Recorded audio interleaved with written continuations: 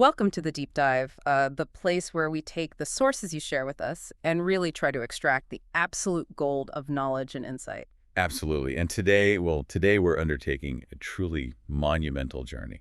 We're heading back, way back. Yeah, like 6,000 years back, right? To ancient legendary Babylon. That's the one. Yeah. Our guide for this trip is a classic, George S. Clason's The Richest Man in Babylon, originally published way back in 1926. It really is remarkable, isn't it, that a book written almost a century ago, talking about ancient Babylon, still holds, well, universal financial truths. It really does. And Clason, interestingly, he first put these ideas together, not really for the general public, but for insurance folks, bankers. Oh, okay. Yeah, but the core principles he laid out about how you acquire wealth, how you keep it, and crucially, how you make it grow. He argued that this all started right there in Babylon, the cradle of finance. So our mission today isn't just to, give you a summary of these stories or parables. We want to really dig deep. Right. Get into the nitty-gritty details, the anecdotes, the sort of psychological insights that explain why these incredibly simple rules developed when people used clay tablets and copper coins. Why they still perfectly map onto modern financial success. It's kind of mind-blowing. It really is. And we start in, well, a pretty stunning setting, Babylon. Mm. You hear the name and you think, hanging gardens, massive walls, the Temple of Bel. Yeah, pure grandeur. By all accounts, it was the wealthiest, most powerful city of its time. But the book, right away, throws us into this stark contrast. It does. We see the big picture, the wealth, but then boom, we zoom right down to a dusty side street. We meet Bansir, the chariot builder. He's at a home, just staring at this half-finished chariot, feeling totally defeated. He's skilled, he works hard, day in, day out. But his purse is empty, flat. He can hear his wife inside. They're just scraping by. Exactly. And he and his friend Kobe, the musician, they're sitting up on the city walls looking out at all this wealth around them, and they voice that age-old question. How can we live in the richest city in the world, but be, as Bansir puts it, as poor as the king's slaves? They did everything they were told. Work hard, be diligent. Mm. But the money just flowed past them, never sticking. And the really crucial part, I think, is what they truly wanted. It wasn't just a one-off windfall, a big pile of gold. No, it was something sustainable. They called it a golden stream. Yeah, that constant flow, income that keeps coming in reliably, whether you're sweating over your work or, traveling somewhere nice. That desire, that need for passive, reliable income, that's the heart of the problem this ancient wisdom sets out to solve. So their plan, their shortcut, find the guy who'd cracked the code. Arkad, Yeah. the richest man in Babylon. Not just rich, but legendary.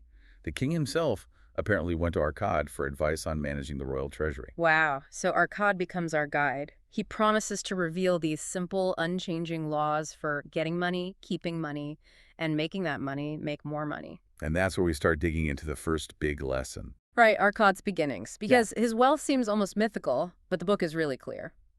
He didn't inherit it. He wasn't born special. Not at all. Son of a humble merchant. Started out with zero advantages, no special knowledge, just determination, maybe? So how did this, average young guy spending his days carving clay tablets go from basically nothing to being the Arkad? Well, his start sounds pretty brutal, actually. He was a scribe. Imagine carving tiny letters and numbers onto heavy, wet clay tablets all day long. Laws, records, deals. For pennies, basically. Coppers. Exactly. And just like Bansir and Kabi, whatever little he earned just vanished. Food, clothes, rent, maybe a small offering to the gods. It was gone as soon as it came in. He spent every single bit. 10 tenths, as they put it. Okay, so the turning point.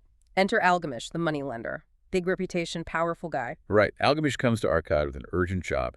He needs the complex ninth law carved onto tablets, like yesterday. Needed it in 2 days. A huge task. Huge. Arkad worked literally all night. Sun comes up, Algamish returns, the job's not quite done. And Arkad, maybe out of exhaustion or desperation, sees his chance. He makes a deal. What was the deal? He says, I'll finish this, work through the next night too, but only if you tell me your secrets. Tell me how you became rich. Bold move. Very bold. But Algamish, maybe he saw something in Arkad's eyes, that sort of feverish drive. He agreed. He said, finish the work and I'll tell you. And the advice Algamish gave, I think this is why the book resonates after, nearly a century? And the ideas themselves for millennia, it's so incredibly simple, almost insultingly simple. It really is. The first law of acquisition, Algamish just looked at Arkad and said, What was it? a part of all I earned was mine to keep. That's it. Wait, Apart? Yeah. And he specified it shouldn't be less than 1/10. 1 coin out of every 10 you earn. That part is yours to keep. Arcad must have pushed back, right? Like, what do you mean? It's all mine. He did. He immediately protested. But all I earn is mine keep, isn't it? And that's the trap, isn't it? That core psychological block. We think we own our paycheck, but really, we're just passing it through. We act like a delivery service for our landlord, the grocery store, everyone else. Precisely. Algamish spelled it out. You pay the cloth weaver, you pay the sandal maker, you pay the farmer, you pay your landlord. But do you pay Arcad? No. The money flows out just as fast as it flows in. So the mindset shift is huge. That first 10%, Yeah. it's not just saving. It's like paying a debt you owe to your future self. Yeah. Before anyone else gets a slice. Exactly. It belongs to future you. And you pay that bill first. And they had that great analogy to make it stick. Yeah. The tree of wealth thing. Yeah, that's a powerful image. Algamish taught him, every gold piece you save, think of it as a slave working for you. It's out there laboring. Okay. And every copper that slave earns the interest, the profit, it's its child. And that child can also go out and earn for you. So it's about building a workforce of money. Right. And that very first copper you save, that 1/10, that's the seed. The seed you plant to grow your tree of wealth. You plant it immediately and you water it consistently by never, ever touching that initial 10%. Okay. So Arcad gets this powerful, simple advice. He buckles down, saves his 10th religiously for a whole year, builds up a little hoard, feels great, He's proud, right? He's actually done it. and then he promptly loses the entire lot. Oof, gone. This folly of inexperience, it's such a critical warning, isn't it? Still totally relevant for anyone starting out today. Oh, absolutely. It's that moment when you've mastered the saving part, the discipline, but you haven't yet learned the wisdom part. You're vulnerable. So what happened? Where did the money go? He trusted the wrong person. Hmm. He gave his entire hard-won savings to Asmur, the brickmaker. A brickmaker, not a jeweler, not a merchant, a brickmaker. Right. Asmur was traveling to Tyre, this big trading port. And he spun Arcad this tale about buying rare Phoenician jewels. Yeah. So they make a killing huge profits. A brickmaker buying rare Phoenician jewels in Tyre. Yeah, alarm bells should have been ringing. You'd think. But Arcad was eager. And of course, it was a disaster. The source material even calls the Phoenicians scoundrels, basically. They sold Asmur worthless bits of colored glass. Shiny, looked like gems, but totally worthless. Ouch. All that discipline saving, just gone. Arcad said he felt like he jerked his wealth tree up by the roots just as it was starting to sprout. So he goes back to Algamish, tail between his legs, I imagine. He does, confesses everything. And Algamish doesn't exactly coddle him. He gives him another hard truth. What was that? Listen. Brutal but necessary. Advice is one thing freely given, but watch that you take only what is worth having. Meaning? Meaning, be careful who you listen to. Algamish laid it out.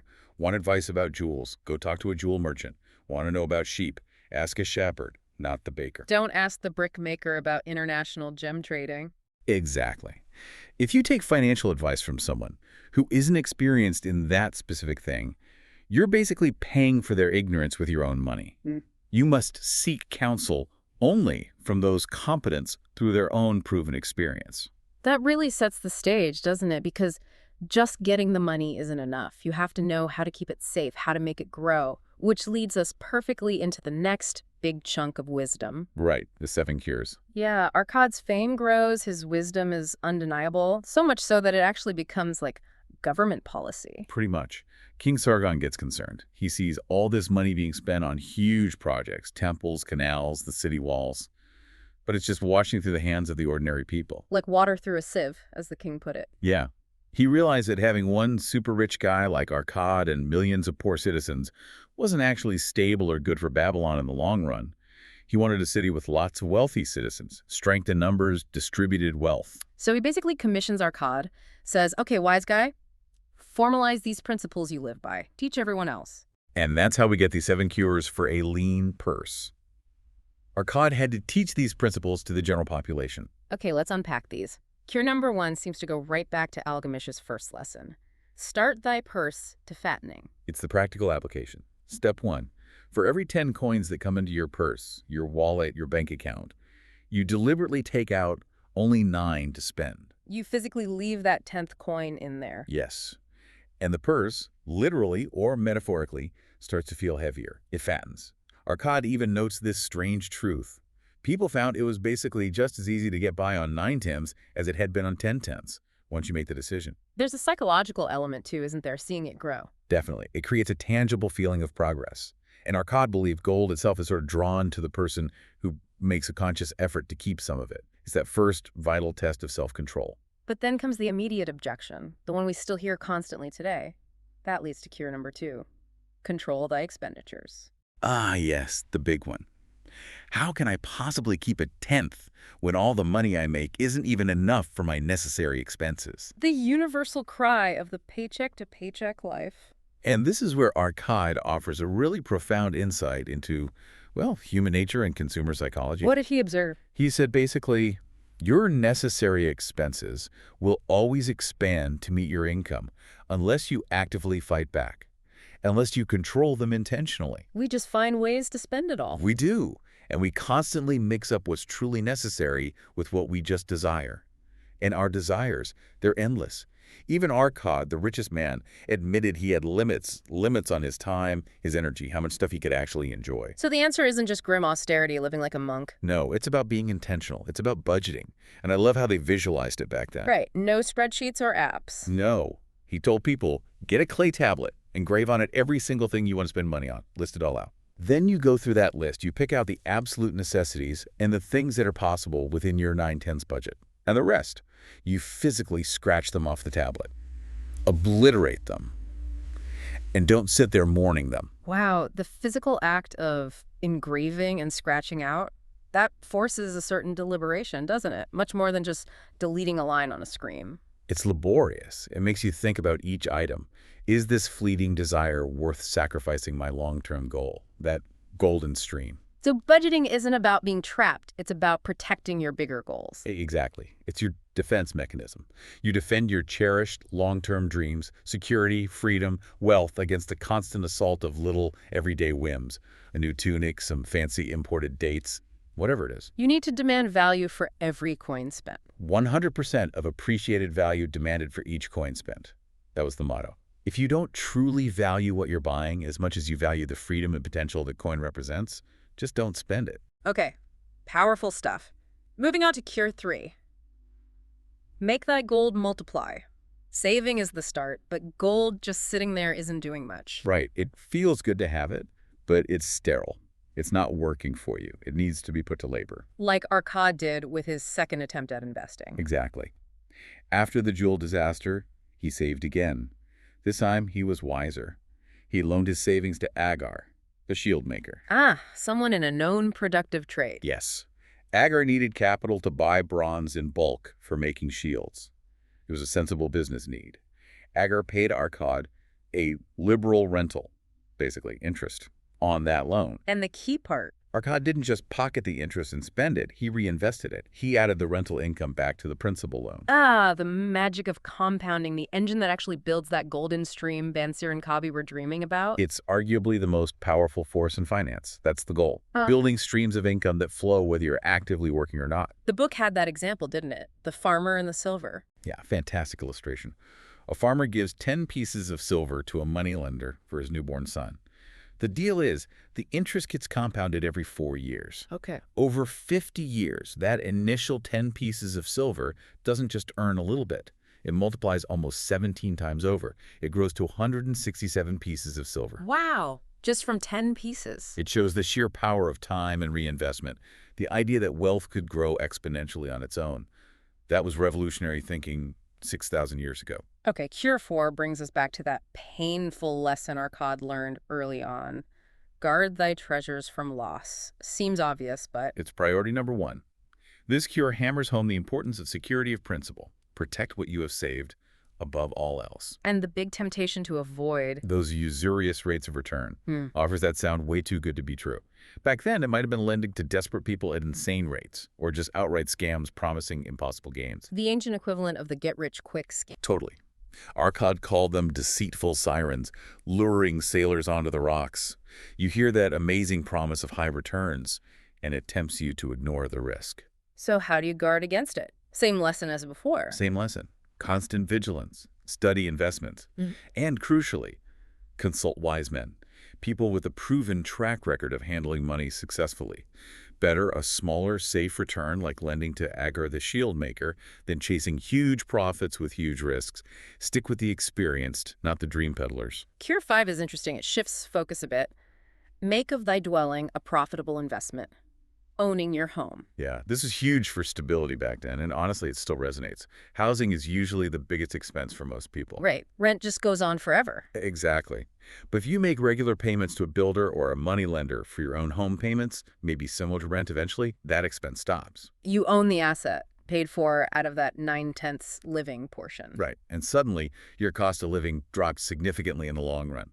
But Arcad stressed it wasn't just financial. What else? The psychological boost. The self-respect. He talks about the simple joy of eating figs from your own trees in your own yard. It provides a sense of permanence, of belonging. And it makes you a better credit risk, apparently. It did. The source says money lenders were happier to lend to people buying homes because it showed they were stable, reliable, rooted in the community. Paying off that home builds confidence, encourages effort. You're not just paying a landlord anymore. You're building your own security. It's a step towards self-sovereignty. Okay, Cure 6 looks even further ahead. Ensure a future income. Planning for old age when you can't work anymore. This is about long-term security. Thinking about retirement, really, and protecting your family if something happens to you.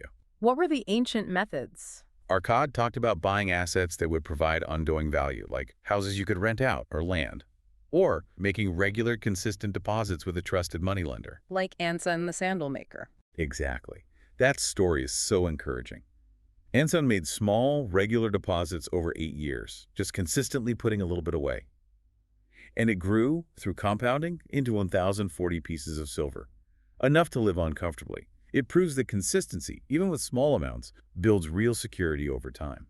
And this section had that really forward-thinking idea, didn't it, about insurance? Yeah, this blew my mind a bit. Arcad actually speculates about a future system. He says something like, wise thinking men will surely devise a plan to insure against death. Wow, proto-life insurance. Basically, his idea was lots of people pay in a small, regular sum. That pool of money grows, and if any member dies unexpectedly, their family receives a significant sum from the pool. He called it a potential great blessing, but stressed it would have to be incredibly stable as the king's throne. That shows incredible foresight, understanding pooled risk centuries before it became common practice. It really does. Recognizing that collective protection is needed to guard individual wealth against life's big, unpredictable tragedies. Okay, final cure. Cure 7 isn't about managing the money you have, but about you. Increase thy ability to earn. Absolutely crucial. Arcad believed the biggest roadblock to wealth often isn't lack of opportunity, it's lack of preparation, lack of skill, or lack of focus. He wasn't a fan of vague wishes, was he? No, just wishing to be rich is weak. Useless, really. Your desires need to be simple, clear, and definite. Like, I will earn 5 extra pieces of gold by the end of this month. Something concrete you can aim for and measure. So it's about getting better at what you do. Yes, master your craft. Be the best chariot builder, the best musician, the best scribe you can be.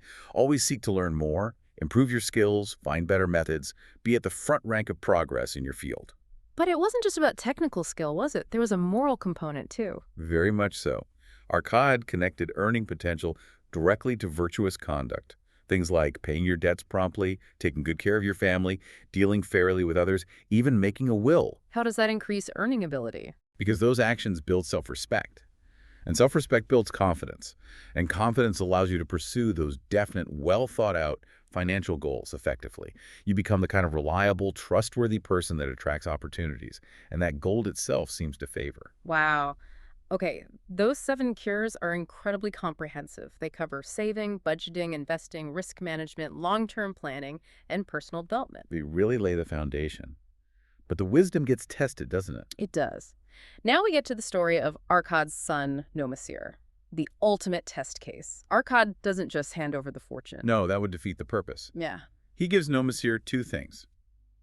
A bag of gold, yes, but also a clay tablet inscribed with wisdom, the distilled essence of his financial knowledge. And then basically kicks him out of the nest. Pretty much. Sends him off to Nineveh, tells him, go make your own way, prove you can handle this, come back in 10 years and show me what you've learned.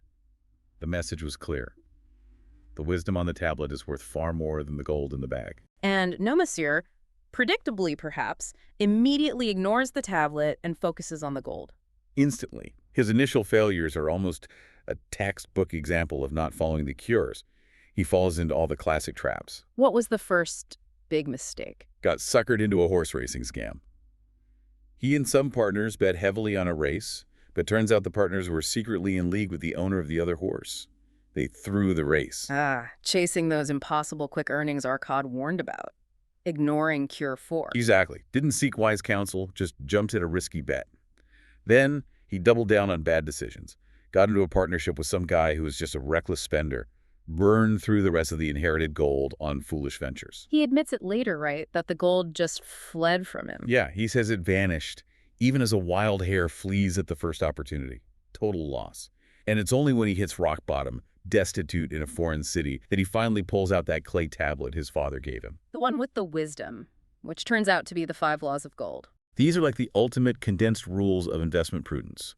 The core principles Arcad learned, now formalized. Okay, let's quickly run through these 5 laws. Law 1. Law 1, saving, reinforces the foundation. Gold cometh gladly and in increasing quantity to any man who will put by not less than 1/10 of his earnings.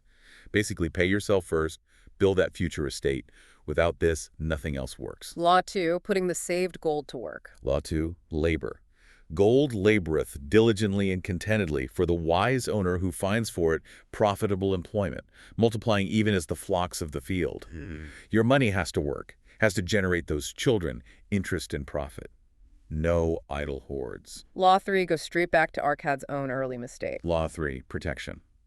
Gold clingeth to the protection of the cautious owner who invests it under the advice of men wise in its handling.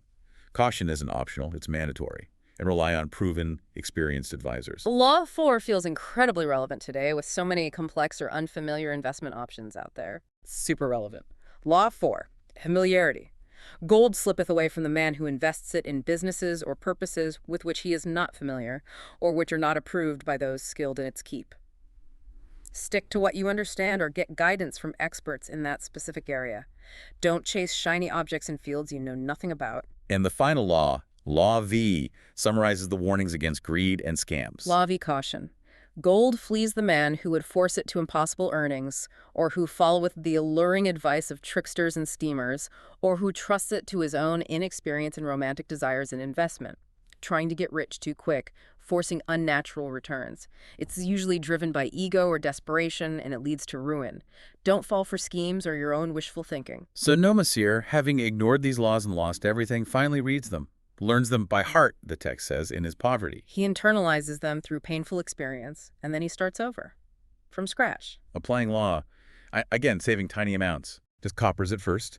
He gets a job managing slaves, building the city walls. He saves diligently. And this time, when he has a small amount saved, what does he do? He follows Law 3. He seeks advice. Yes. He doesn't jump into another scheme. He talks to a reliable, experienced slave master he knows. And based on that advice, he invests cautiously. What was the venture? It was a pool, a syndicate, buying bulk copper and tin. These were essential metals, constantly needed for making the bronze gates for the city of Nineveh. A necessary, good, steady demand overseen by experienced people. Low risk, sensible return. And it worked? It worked. He reinvested his profits, applied the laws consistently. 10 years later, he returns to Babylon.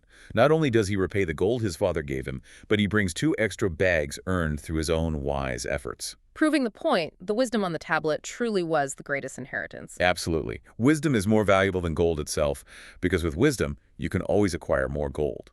Without it, even a fortune will vanish. Okay, let's shift gears slightly. There's this interesting debate in the book about luck, fate versus action. They talked about Ashtar, the goddess of good luck. Yeah, the Babylonians wrestled with this. Is financial success just random? Does luck just strike some people and not others? Or can you sort of attract it? And what was the conclusion Arcad and the others reached? They decided luck isn't really random, not in the way we often think. Good luck tends to follow opportunity. And who finds opportunities? People who are looking, people who are acting. Exactly. Men of action please her best. They notice that if you're persistently engaged in a trade or a business, applying good principles, the odds eventually start to work for you. You create your own opportunities. But if you're just gambling or speculating wildly, the odds are structurally against you. Luck won't save you there. So if action invites luck, what's the biggest enemy of action? Ah, the great enemy. Procrastination, putting things off, delaying decisions. The book has that really sad story about the merchant, doesn't it? Oh yeah, the ultimate cautionary tale. This merchant had a golden opportunity, a chance to invest in a huge project building canals to irrigate barren land. Guarantee massive returns down the line, a solid wealth-building venture. Mm. But he and his wife got distracted by short-term desires. There was a festival coming up, and they decided they needed fine new robes to wear to it. Yeah. So he thought, okay, I'll invest in the canal project after the festival. He hesitated, he He delayed. procrastinated. And while he was busy thinking about robes, someone else, the stranger from Syria, the story says, seized the opportunity, invested in the project, made a fortune. The merchant. He was forever known as the procrastinator. Missed his chance completely because he prioritized a fleeting luxury over a life-changing investment. The lesson is stark. Opportunity doesn't hang around waiting. Procrastination is always lurking, ready to kill your chances. You have to actively fight it. Which leads us to maybe the toughest challenge of all, getting out of debt. Illustrated by the story of Dabasir. Dabasir, the camel saddle maker. His story is what happens when you completely ignore Cure 2, control eye expenditures. He just spent way more than he earned. Constantly. Fine clothes, fancy food, exotic drinks, every desire indulged. Borrowing left, right, and center. Living on like 110% or 120% of his income, his life became a misery, creditors hounding him. And eventually he couldn't take it anymore. He fled, ran away from Babylon, ashamed and overwhelmed, fell in with brigands, got captured, and ended up being sold into slavery in Syria. Wow. From skilled artisan to slave purely because of bad financial habits, that's a harsh consequence. It really underscores the stakes. But his turning point came while he was enslaved. What happened? It was one of his master's wives, Sarah. She saw how broken he was and challenged him. Asked him point blank, do you have the soul of a slave or the soul of a free man? That's intense. And then she delivered the knockout blow. Thy debts are thy enemies. She told him, if you just accept being a slave, if you don't even try to figure out how to repay what you owe back home, then yes, you truly do have the soul of a slave. Your spirit is captive. So debt isn't just financial, it's a prison for the spirit. It requires a fight to regain freedom. That's exactly how Dabasir took it. He realized running away solved nothing.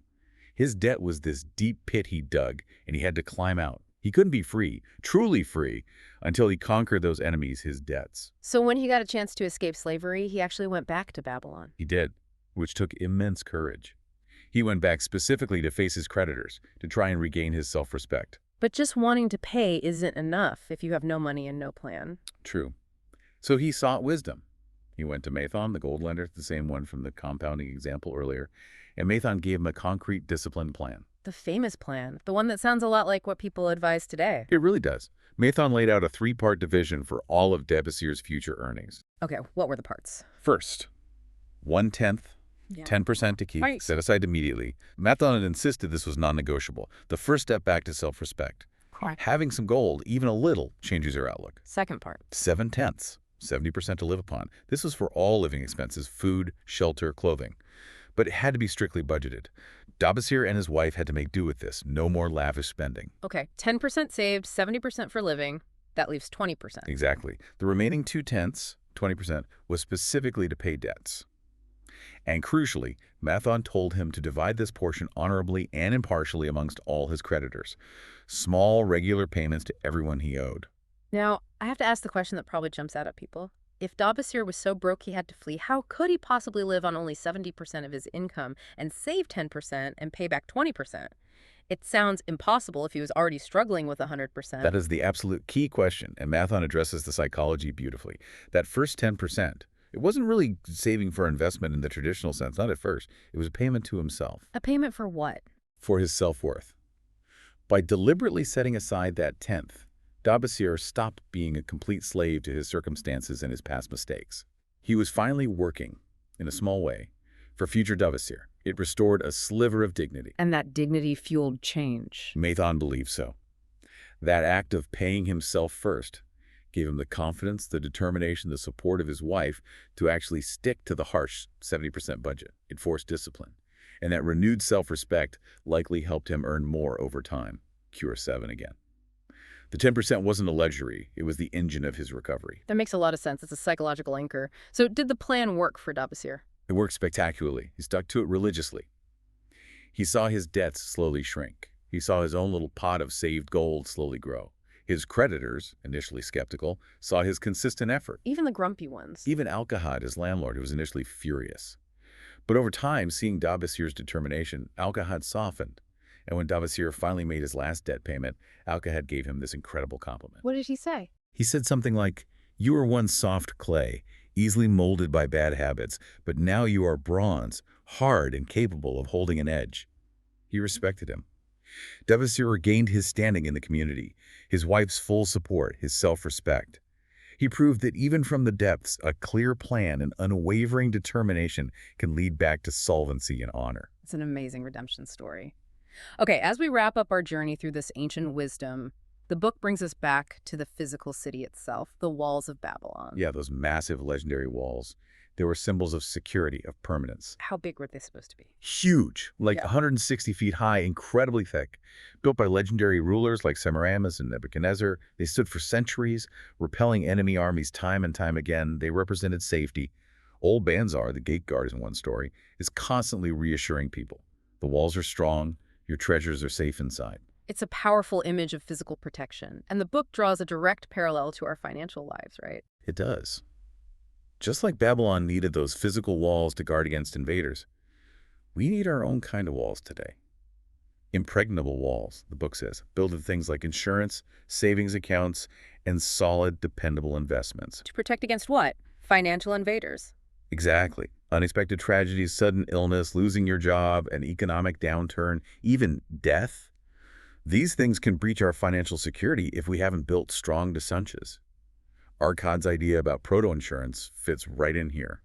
We can't afford not to build these protections. And it's so important to remember the historical context. Babylon wasn't built on easy riches. Not at all. It wasn't like they had gold mines or endless forests. It was a flat, dry river valley. Pretty challenging environment, actually. So where did the wealth come from? Human ingenuity and effort. They built massive, complex irrigation systems, turning arid land into fertile farmland. They became masters of trade and engineering. Babylon's wealth wasn't based on natural resources. It was based on man-developed resources. And crucial. On the financial wisdom of its people. The principles we've been discussing.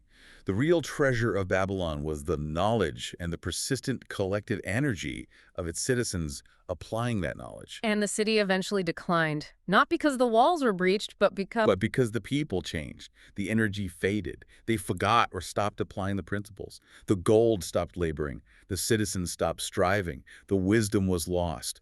The human forces that built the city were withdrawn, and so the city withered. Which really brings everything together. The ultimate takeaway from Arkad, from Nomasir, from Dabasir, from the whole Babylonian experiment. It boils down to this. Wealth isn't really about luck or where you start. It's the natural result of persistent purpose and applying sound knowledge. You decide you want your fair share, you learn the rules, and you stick to them. And a key part of that is work. Yeah, the book emphasizes this too. Sharu Nada, another wise merchant character, tells a younger man that work, diligent work done well, is actually your best friend because good work improves you.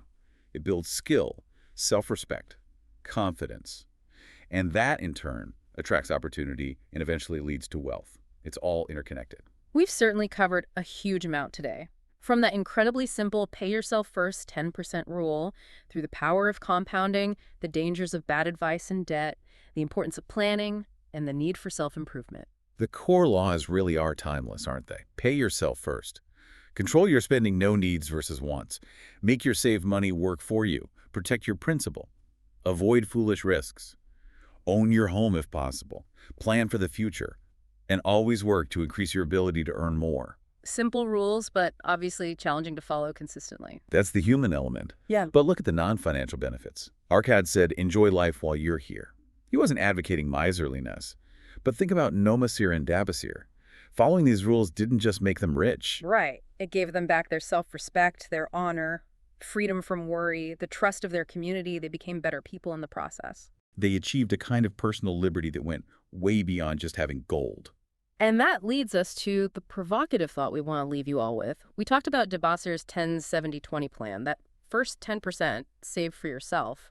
was psychologically crucial before the money really started growing. Yeah, it was the seed of his comeback. So the question for you is, if you were to rigorously adopt that principle, dedicating that first 10% purely to your future self, forcing the discipline it requires, what immediate, non-monetary changes might that commitment bring? Even before your wealth significantly increases, how might that act affect your sense of personal freedom, your confidence, your self-respect? What's the inherent value in just starting that discipline journey? It's a powerful question to ponder, because maybe the greatest returns aren't always measured in gold. And it reminds me of that final piece of wisdom from Mathon, the gold lender. He currently had it carved inside his token box. What does it say? Better a little caution than a great regret. Simple, profound, and definitely wisdom that's lasted 6,000 years. Thank you for joining us on this deep dive into the enduring financial secrets of ancient Babylon.